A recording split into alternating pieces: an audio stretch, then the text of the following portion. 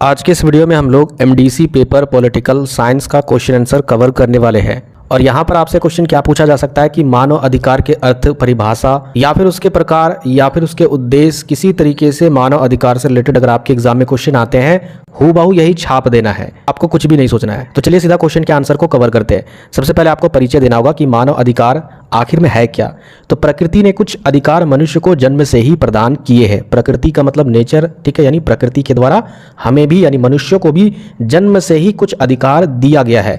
पृथ्वी पर मौजूद हर व्यक्ति इंसान होने के नाते इन अधिकारों का हकदार भी है। ये अधिकार प्रत्येक इंसान को अपने लिंग, संस्कृति, धर्म, राष्ट्र, स्थान, जाति आदि के बंधनों से आज़ाद करते हैं। यानी जो मानव को अधिकार दिया गया है, इससे हर एक इंसान को अपने लिंग समझते हो ना, जैसे कि स्त्रीलिंग, पुल्लिंग यानी लड़का और लड़की। इसके अलावा संस्कृति, धर्म, राष्ट्र, स्थान, जाति आदि के जितने भी बंधन होते हैं, उन सभी बंधनों से आज़ाद करते हैं। उन्हें ऐसा महसूस होता है कि हम सभी कहीं ना कहीं एक है, भले ही हमारा लिंग अलग हो, संस्कृति अलग हो, धर्म अलग हो, राष्ट्र अलग हो या फिर स्थान अलग हो या फिर जाति अलग हो। ठीक है, प्रत्येक राष्ट्र की ओर से नागरिक को सुख, शांति और व्यवस्था के लिए बहुत से अधिकार दिए जाते हैं, जिन्हें ही मानव अधिकार के रूप में जाना जाता है।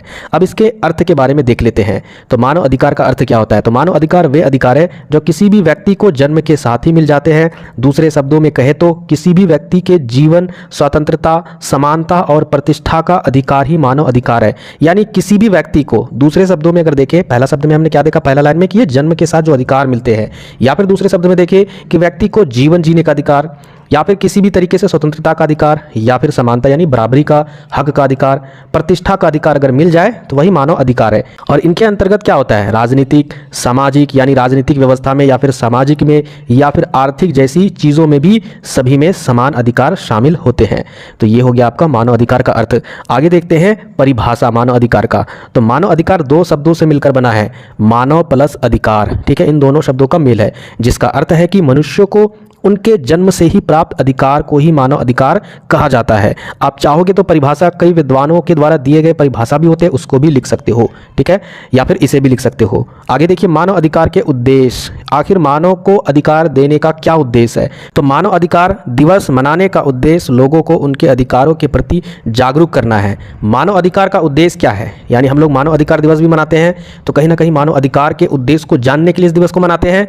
तो इससे क्या होता है, उनके अधिकारों के प्रति जागरूकता फैलती है, ताकि लोग अपने अधिकारों को जान सके कि मानव का एक्चुअल में अधिकार क्या है उनका, और उनका प्रयोग कर सके। इस उद्देश्य की पूर्ति के लिए हर एक वर्ष 10 दिसंबर को भारत में मानव अधिकार दिवस मनाया जाता है। आगे हम लोग देखते हैं मानव अधिकार के महत्व के बारे में कि आखिर इसका महत्व क्या है एक मनुष्य के जीवन में। ठीक है, हम लोग उद्देश्य देख चुके हैं।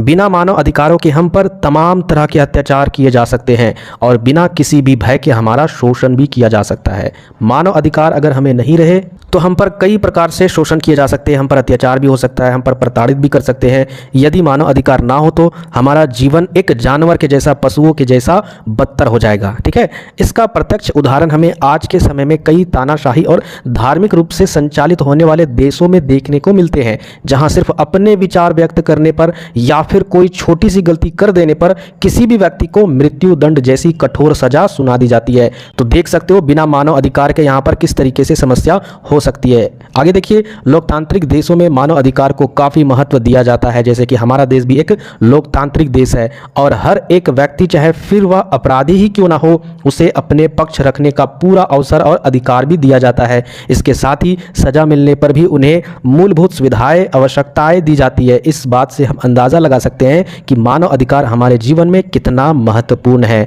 आगे देखते हैं नेक्स्ट आपका मानव अधिकार के प्रकार। आप लोग मौलिक अधिकार पढ़े होंगे पॉलिटिकल साइंस में, उसे जरूर याद रखिएगा, उसी तरीके से यहाँ पर आपको मेंशन कर देना है। तो देखिए सबसे पहला आपका जीवन का अधिकार। तो पृथ्वी पर रहने वाले हर इंसान को जीवित रहने का अधिकार है। प्रत्येक व्यक्ति के पास अपना स्वतंत्र जीवन जीने का जन्मसिद्ध अधिकार है, यानी अगर वो जन्म लिया है तो उसको जीवन जीने का पूर्ण रूप से अधिकार है। हर इंसान को किसी अन्य व्यक्ति द्वारा नहीं मारे जाने का भी अधिकार है, यानी कोई व्यक्ति जन्म लेता है तो कोई भी दूसरा व्यक्ति उसे मार नहीं सकता, उसको मृत्यु घोषित नहीं कर सकता।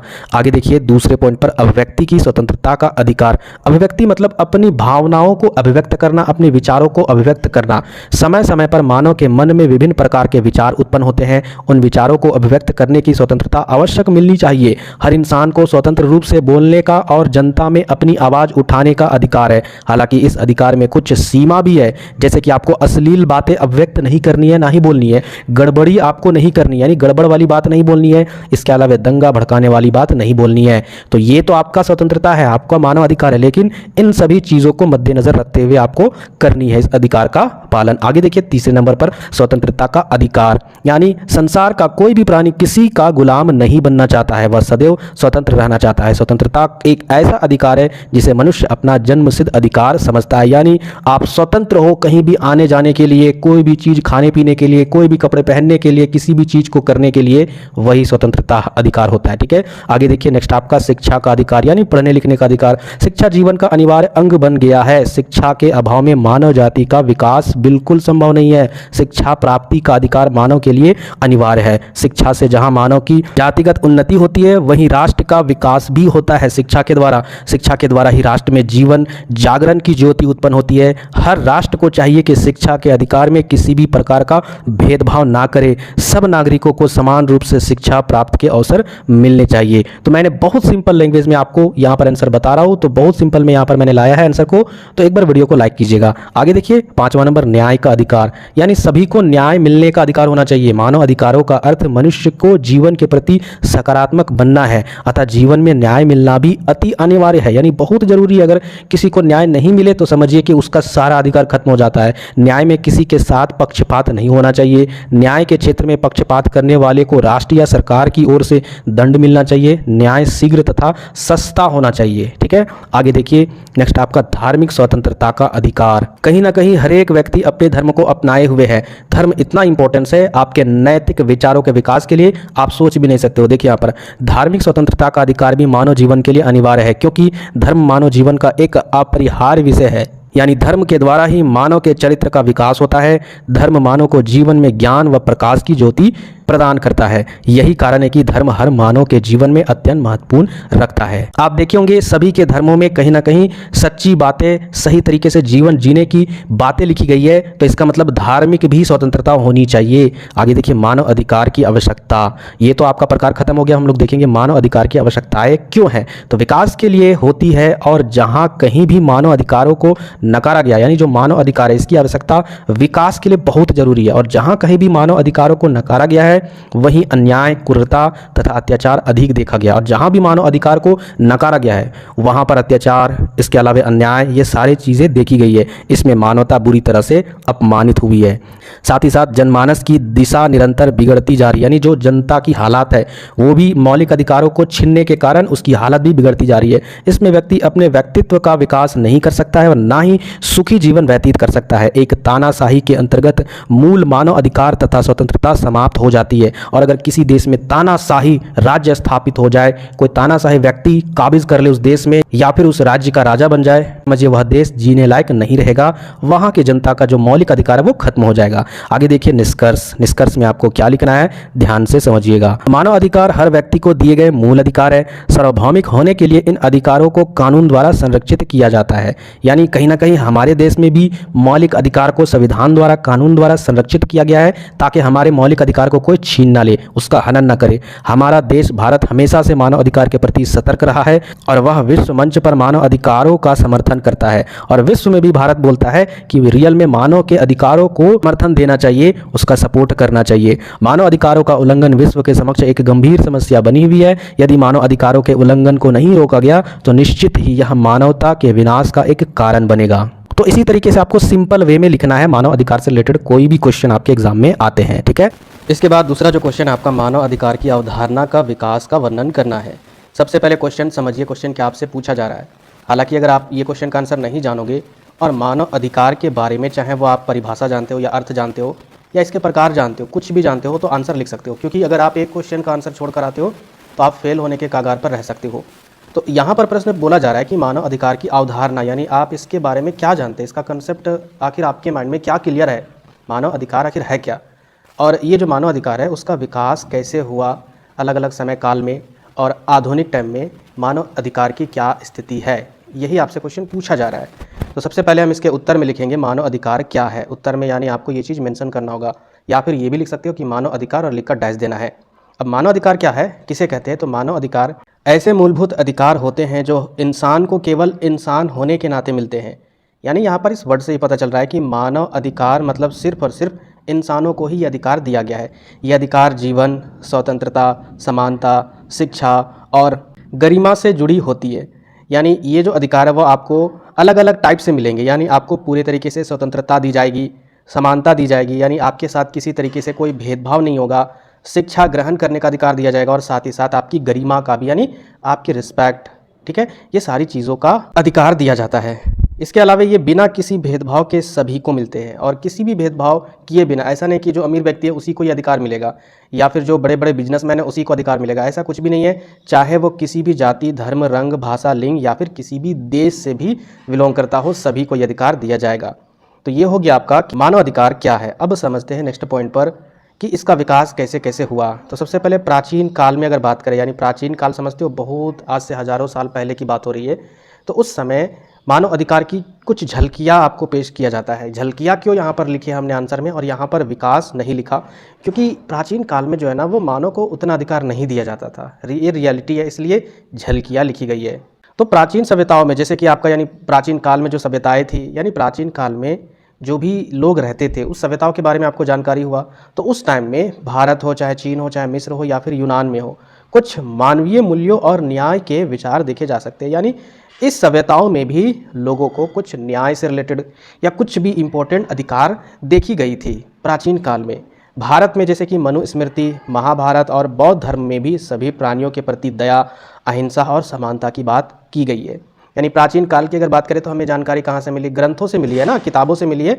जैसे कि मनुस्मृति, महाभारत और बौद्ध धर्म, इन सभी में कहीं ना कहीं लोगों के प्रति क्या मिला है, चाहे वो कोई भी प्राणी हो, उसके प्रति दया, अहिंसा, यानी उसको मारना नहीं है, साथ ही साथ सभी को समानता के अधिकार की बात की गई है।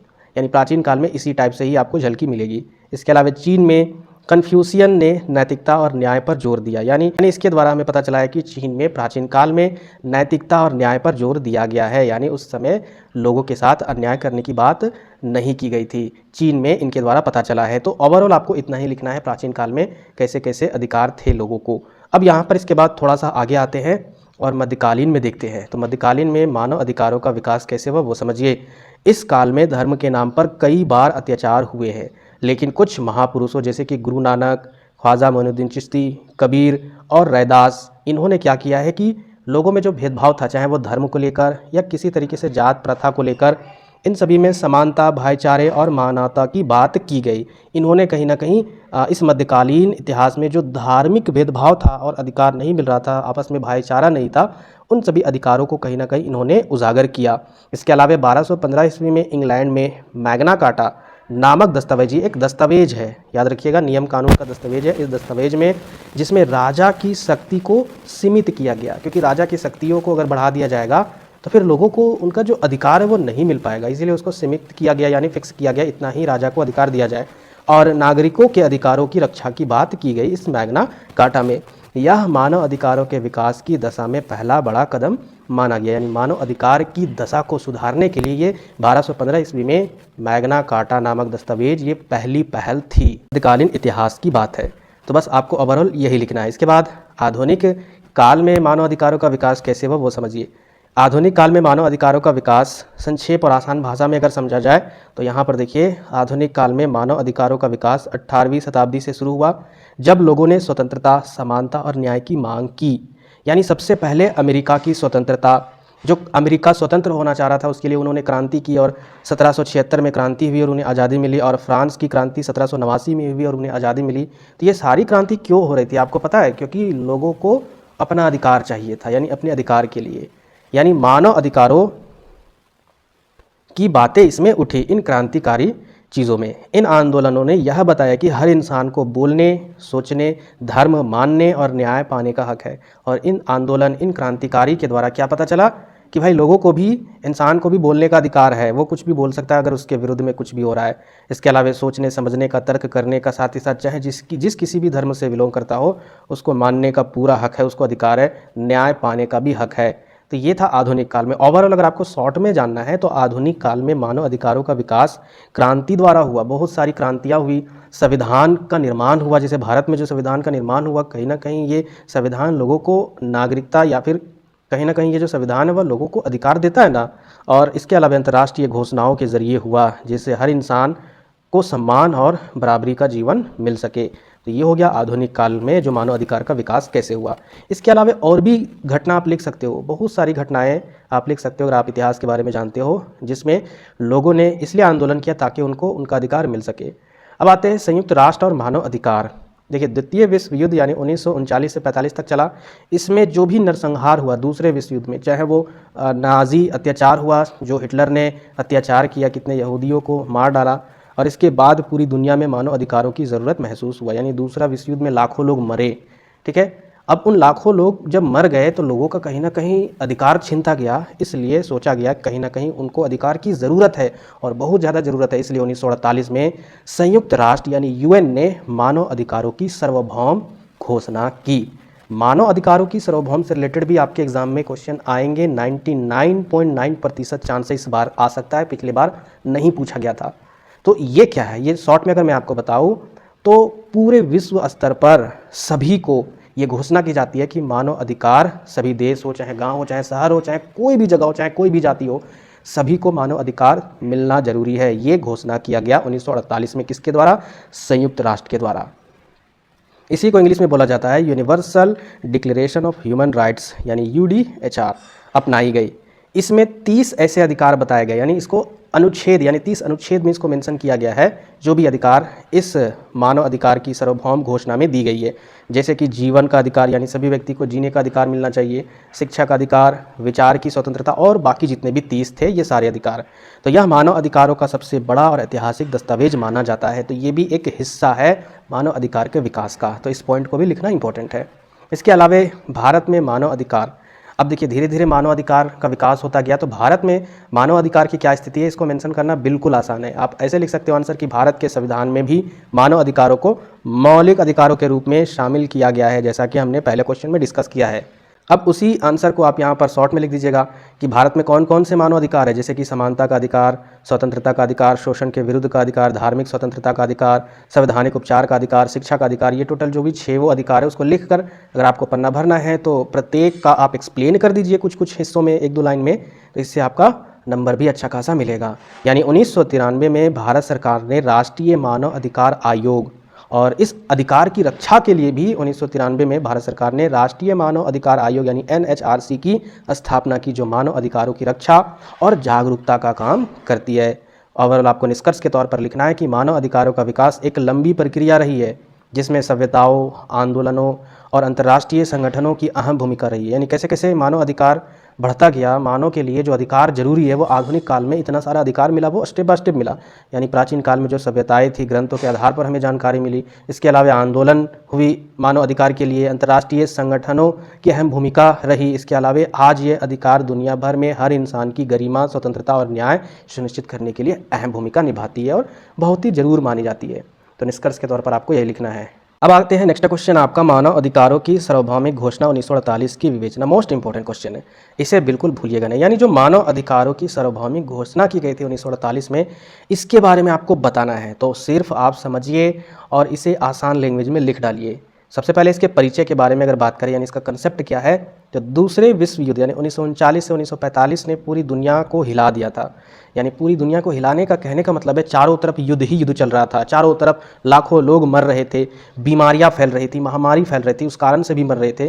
तो लाखों लोगों की मौत, अत्याचार, नस्ल भेद और नाजी यातनाओं ने यह साबित कर दिया कि विश्व को ऐसे सिद्धांतों की ज़रूरत है, यानी ऐसे नियम कानून की ज़रूरत है जो हर इंसान की गरिमा, स्वतंत्रता और सुरक्षा की गारंटी दे सके। ऐसा नियम कानून होना चाहिए कि अब ऐसा युद्ध ना हो, लोगों की जो स्वतंत्रता है कोई छीने ना, उसकी जो भी गरिमा है या जो भी अधिकार है वो उसका हनन ना हो। इसलिए 10 दिसंबर 1948 को संयुक्त राष्ट्र महासभा ने मानव अधिकारों की सार्वभौमिक घोषणा की और इसे स्वीकार किया गया। 10 दिसंबर 1948 को याद रखिएगा। इसीलिए हर साल 10 दिसंबर को मानव अधिकार दिवस के रूप में मनाया जाता है। चलिए अब समझते हैं कि ये जो घोषणा की गई थी, इस घोषणा का उद्देश्य क्या था। तो देखते हैं, इसका जो मुख्य उद्देश्य था, सभी नागरिकों को समान अधिकार मिले, सरकारों को यह दिशा देना, यानी जो भी अलग अलग देश में सरकार है, क्योंकि ये जो सार्वभौमिक घोषणा की गई थी पूरे विश्व में की गई थी। ये नहीं कि अमेरिका या फिर जो भी फ्रांस, जर्मनी ये अपने अपने देश में किए थे, ऐसा कुछ नहीं, पूरे विश्व के स्तर पर। तो पूरे विश्व में बहुत सारे देश हैं, तो अलग अलग देश में जो सरकार है इसको भी यह बताया गया कि वहाँ की जो भी दशा है उसके आधार पर अपने देश में मानव अधिकारों की रक्षा करे। और इसके अलावा मानवता के प्रति सम्मान और भाईचारा बढ़ाना, इसके अलावा भविष्य में किसी भी प्रकार के अत्याचार और हिंसा को रोकना, ओवरऑल पूरे तरीके से शांति व्यवस्था स्थापित करने के लिए और मानव अधिकार को स्थापित करने के लिए कहीं ना कहीं ये सार्वभौमिक घोषणा की गई थी। अब समझते हैं कि UDHR यानी सार्वभौम जो मानव अधिकार की घोषणा की गई, तो इसका निर्माण कैसे हुआ था, इसको कैसे बनाया गया था। तो 1946 में संयुक्त राष्ट्र ने मानव अधिकार आयोग का सबसे पहले गठन किया, यानी ह्यूमन राइट कमीशन। एक कमेटी होती है जो मानव अधिकार से रिलेटेड होती है। इसका गठन 1946 में हुआ, जिसकी अध्यक्षता अमेरिका की एलेनर रूजवेल्ट ने की थी। याद रखिएगा, ये क्वेश्चन 1 नंबर में पूछा जा सकता है। जब इसकी घोषणा हो गई, इसके अध्यक्ष कौन है ये भी यहाँ पर सारा कुछ निर्माण हो गया। उसके बाद फिर इसमें क्या किया गया कि अब इसमें कुछ ऐसा नियम कानून बनाया जाए और पूरे विश्व में इसको घोषणा किया जाए। तो यह जो है वह इसका मसौदा तैयार किया गया, किसका, मानव अधिकार का। यानी विभिन्न देशों के जो भी विशेषज्ञ थे, महान जो भी लोग थे, उन्होंने मिलकर 2 साल में यह मसौदा तैयार किया और 10 दिसंबर 1948 को इसे पेरिस में पारित किया गया। और तब से हर साल इस दिन को मानव अधिकार दिवस के रूप में मनाया जाता है, यानी 10 दिसंबर को। समझ में आ गया कि किस तरीके से सार्वभौम मानव अधिकार जो घोषणा की गई थी 10 दिसंबर को, उसमें जो भी टोटल 30 नियम कानून दिए गए हैं, तो वो चीज़ कैसे बना है वो मैंने आपको डिटेल से बता दिया। शॉर्ट में अगर मैं बताऊँ, सबसे पहले ये जो मानव अधिकार आयोग का निर्माण किया गया 1946 में, और इनकी अध्यक्षता कौन कर रहे थे, एलेनर रूजवेल्ट। और इसके बाद जो भी अलग अलग देश के महान लोग थे, विद्वान लोग थे, विशेषज्ञ लोग थे, उन्होंने मिलकर इसका मसौदा तैयार किया, किसका, सार्वभौम मानव अधिकार का। यानी पूरे देश में जो भी मानव अधिकार के नियम है उस नियम को लागू करने के लिए। उसके बाद फिर 10 दिसंबर 1948 को पेरिस में इसे पारित कर दिया गया। समझ में आ गया। अब आगे बढ़ते हैं, इसकी विशेषता क्या थी। तो सबसे पहले देखिए, सार्वभौमिकता, इसके नाम में ही सार्वभौम था। तो सार्वभौमिकता का मतलब क्या होता है, यानी यह सभी देशों, सभी जातियों, धर्मों और वर्गों के लिए है। ऐसा नहीं कि किसी खास देश के लिए या फिर किसी खास जाति धर्म के लिए है, सभी के लिए है। इसके बाद समानता, यानी हर व्यक्ति को समान अधिकार मिलते हैं, चाहे वो किसी भी देश, धर्म, रंग, लिंग या भाषा से हो। इसके अलावे अलगाव और भेदभाव के विरुद्ध, यानी इसमें किसी भी प्रकार की भेदभाव को अस्वीकार नहीं किया जा सकता, यानी इस नियम कानून से सारे भेदभाव खत्म किए जा सकते हैं। इसके अलावा कानूनी और नैतिक आधार, यानी देशों को अपने कानून इसी आधार पर बनाने के लिए भी प्रेरित किया गया। यानी अलग अलग देश में जो भी कानून व्यवस्था है, संविधान है, उसको भी किस तरीके से मानव को अधिकार देना है अपने देश में, कैसे नियम कानून रखना है, वो इससे उनको कहीं ना कहीं प्रेरणा मिली। तो ये हो गया आपका इसकी विशेषताएं जब इसकी घोषणा की गई। अब समझते हैं कि घोषणा की जो भी टोटल 30 अनुच्छेद है, इसके बारे में शॉर्ट में समझिए, क्योंकि अगर मैं आपको डिटेल से बताऊंगा 3-4 पेज आपको लिखना पड़ेगा, इसलिए समझिए शॉर्ट में। ये शॉर्ट में है, इससे शॉर्ट आपको नहीं मिलेगा आंसर।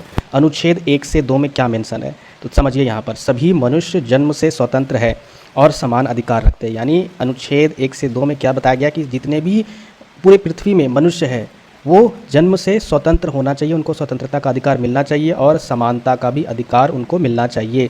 ये उनका अधिकार है, सबको बिना किसी भेदभाव के ये अधिकार मिलना चाहिए। इसके बाद अनुच्छेद 3 से लेकर 11 में क्या मेंशन है, तो जीवन जीने और स्वतंत्रता का अधिकार इसमें डाला गया, यानी सभी व्यक्ति को जीवन जीने का अधिकार है और स्वतंत्र रूप से जीवन जीने का अधिकार है। इसके अलावा गुलामी, अत्याचार और अमानवीय व्यवहार के खिलाफ सुरक्षा, यानी जो भी पहले यानी राजा के टाइम में लोगों को गुलाम बनाया जाता था, जबरन मजदूरी करवाया जाता था, महिलाओं के साथ अत्याचार किया जाता था, जातिवाद के नाम पर अत्याचार करवाया जाता था। इसके अलावा जो भी गलत व्यवहार होता था मानव के साथ, उन सभी के विरुद्ध में कहीं ना कहीं इसमें बात रखी गई है, उसके खिलाफ में सुरक्षा की बात रखी गई है, उनको अधिकार दिया जाए। इसके अलावा कानून के समक्ष समानता और निष्पक्ष न्याय की गारंटी, यानी किसी भी देश का जो भी कानून व्यवस्था, उस कानून में जिसके साथ अगर गलत हो, किसी भी व्यक्ति के साथ अगर अन्याय हुआ हो, तो उसको बिना किसी निष्पक्ष के उसको न्याय की गारंटी मिलना चाहिए। इसके अलावा दोष सिद्ध होने तक हर व्यक्ति को निर्दोष माना जाएगा, यानी जैसे कि किसी व्यक्ति को संदेह के आधार पर गिरफ्तार कर लिया गया कि वह वो अपराध किया होगा, पता नहीं है अभी तक से, यानी वह अभी तक से दोष साबित नहीं किया गया उस व्यक्ति का, तो जब तक निर्दोष माना जाएगा, यानी जब तक दोष सिद्ध नहीं होगा तब तक उस व्यक्ति को निर्दोष ही माना जाएगा। तो ये आर्टिकल नंबर 3 से लेकर 11 में मेंशन है। देखिए ये आर्टिकल मैं बोल रहा हूँ, अनुच्छेद बोल रहा हूँ, तो ये भारतीय संविधान मत समझ लीजिएगा, ये पूरी विश्व में जो मानव अधिकार सार्वभौम की घोषणा की गई थी उसी में ये सारा आर्टिकल मेंशन है। आगे देखिए अनुच्छेद 12 से लेकर 17 में, इसमें क्या मेंशन है, निजता, परिवार, घर और पत्राचार में हस्तक्षेप नहीं होगा, यानी प्राइवेट जो भी चीज़ें हैं आपके परिवार में, आपकी निजी चीज़ों में आपके घर में किसी तरीके से कोई भी हस्तक्षेप नहीं कर सकता। इसके अलावा देश की सीमाओं के भीतर और बाहर आने जाने का अधिकार। देखिए, हम लोग भले ही देश के किनारे साइड में बॉर्डर बना दिए, सीमा बना दिए, लेकिन क्या हम लोग एक देश से दूसरे देश के बाहर नहीं जा सकते? बिल्कुल, ये आने जाने का अधिकार हर देश को दी गई है। यानी अगर कोई भी इंडिया से जापान जाना चाहे, फ्रांस जाना चाहे, अमेरिका जाना चाहे, यूके जाना चाहे, वो जा सकता है। इसके अलावा शरण लेने का अधिकार। अब यहाँ पर देखिए, इसमें कुछ कंडीशन, अत्याचार के मामलों में देखिए, किसी के साथ अगर कुछ अत्याचार हो रहा है किसी दूसरे देश में, तो आप किसी तीसरे देश में शरण ले सकते हो, ये अधिकार दिया गया है। इसके अलावा राष्ट्रीयता रखने का अधिकार। राष्ट्रीयता रखने का अधिकार कहने का मतलब है अगर आप जिस राष्ट्र से हो उस राष्ट्र का अधिकार बनने का आपको अधिकार है। इसके अलावा विवाह और परिवार बसाने का अधिकार। इसके अलावा संपत्ति रखने का अधिकार। ये 12 से लेकर 17 तक है। इसके बाद आगे बढ़ते हैं, आर्टिकल 18 से लेकर 21 में क्या मेंशन है?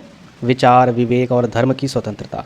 यानी आपको विचार करने का, विवेक करने का, साथ ही साथ आप जो भी धर्म से रिलेटेड करते हो वो धर्म आपको मनाने का पूरे तरीके से स्वतंत्रता दी गई है। इसके अलावा अभिव्यक्ति, यानी किसी तरीके से अगर आपको कुछ बोलना है, चाहे वो सोशल मीडिया हो या फिर कोई भी चीज़ हो, तो वो आप अभिव्यक्त कर सकते हो। इसके अलावा सूचना की स्वतंत्रता भी दी गई है। इसके अलावा शांतिपूर्ण सभा और संगठन बनाने का अधिकार। इसके अलावा लोकतांत्रिक तरीके से सरकार चुनने का भी अधिकार इसी में ही मेंशन है। इसके बाद देखिए, आर्टिकल नंबर 22 से 27 में क्या मेंशन है? सामाजिक सुरक्षा और आर्थिक, सामाजिक, सांस्कृतिक अधिकारों की भी मान्यता इसमें रखी गई है। यानी सामाजिक तौर पर भी सुरक्षा का अधिकार दिया गया है, आर्थिक, इसके अलावा सामाजिक, सांस्कृतिक अधिकारों की भी मान्यता दी गई। यानी किसी की संस्कृति के साथ भेदभाव या फिर उसकी संस्कृति को नुकसान नहीं पहुंचाया जाएगा। इसके अलावा शिक्षा का अधिकार। इसके अलावा काम करने, समान मजदूरी, यानी जितना अगर कोई काम कर रहा है, अगर 8 घंटा काम कर रहा है तो 8 घंटे का जितना पेमेंट होता है उनको मिलनी चाहिए, मजदूरी मिलनी चाहिए। पहले क्या था? बंधुआ मजदूरी आप लोग सुने होंगे, तो उसमें ज़िंदगी भर आप किसी मालिक का गुलामी बनकर मजदूरी करोगे और उसमें आपको सिर्फ 2 वक्त की रोटी ही मिलती थी। यानी अब समान मजदूरी भी इसमें अधिकार डाला गया। इसके अलावा श्रमिक अधिकारों की सुरक्षा, यानी जो भी काम काज करने वाले मजदूर है उसके रिलेटेड यहाँ पर अधिकार की बात की गई है। इसके अलावा आराम और अवकाश का भी अधिकार। अगर आप काम करते हो तो अगर आपको छुट्टी लेना है तो वो भी अधिकार मेंशन है। इसके अलावा सांस्कृतिक जीवन में भागीदारी का अधिकार। अब आते हैं आर्टिकल नंबर 28 से लेकर 30 में। तो ऐसे सामाजिक और अंतर्राष्ट्रीय ढांचा जो इन अधिकारों को लागू करने में सहायक हो। यानी ये जो अधिकार है और उस अधिकारों को अगर लागू करने के लिए कोई सामाजिक या फिर अंतर्राष्ट्रीय ढांचा है, इन अधिकारों को लागू करने के लिए अगर हेल्प करता है तो ये अधिकार यहाँ पर मेंशन है। इसके अलावा इन अधिकारों के प्रयोग से किसी अन्य के अधिकारों को हानि नहीं होना चाहिए। जो भी यहाँ पर अधिकार की बात की गई है, इन अधिकारों के प्रयोग से किसी दूसरे को हानि नहीं होना चाहिए। इसके अलावा कोई भी व्यक्ति या संस्था इन अधिकारों का दुरुपयोग नहीं कर सकता है, चाहे वो सरकार हो, चाहे राज्य सरकार हो, चाहे केंद्र सरकार हो, चाहे कोई भी संस्था हो, कोई भी जो भी मानव का अधिकार दिया गया इसका दुरुपयोग नहीं करेगा। तो अभी हमने टोटल 30 अनुच्छेद की बात की जो मानव अधिकार सार्वभौम की जो घोषणा की गई थी उसमें मेंशन था। अब समझते हैं कि जो सार्वभौम मानव अधिकार की जो घोषणा की गई थी इसमें वैश्विक प्रभाव क्या हुआ, इस घोषणा से पूरे विश्व में क्या इफेक्ट पड़ा। तो देखिए, सबसे पहला, कई देशों के संविधान में इन नियम कानून यानी सिद्धांतों को भी शामिल किया गया। हमारे भारत के संविधान में भी मेंशन है और भी बहुत सारे, जैसे कि आपका भारत, दक्षिण अफ्रीका, जर्मनी और फ्रांस के संविधान में ये सारे नियम कानून यानी ये जो सिद्धांत है वह शामिल है। इसके अलावा कई संगठन और आयोग भी बने, जैसे कि संयुक्त राष्ट्र मानव अधिकार परिषद या भारत का जो राष्ट्रीय मानव अधिकार आयोग है, ये भी कहीं ना कहीं इस सार्वभौमिक घोषणा के आधार पर ही बना। इसके अलावा महिलाओं, बच्चों, अल्पसंख्यकों, आदिवासियों और विकलांग व्यक्तियों के अधिकारों पर भी विशेष घोषणाएं और समझौते की बात हुई। यानी इन सभी को भी कहीं ना कहीं रक्षा करने की या इनके अधिकारों की भी बात और घोषणाओं की भी बात हुई। इसके अलावा अगर बात करें, ये तो हो गया आपका वैश्विक स्तर पर। अब समझते हैं इसका भारत में क्या प्रभाव रहा। तो भारत में देखिए क्या प्रभाव रहा। तो भारत ने 1948 में ही, जैसे ये सार्वभौम घोषणा हुई 1948 में, 10 दिसंबर 1948 में, उसके बाद फिर भारत ने 1948 में ही इस घोषणा को स्वीकार कर लिया था।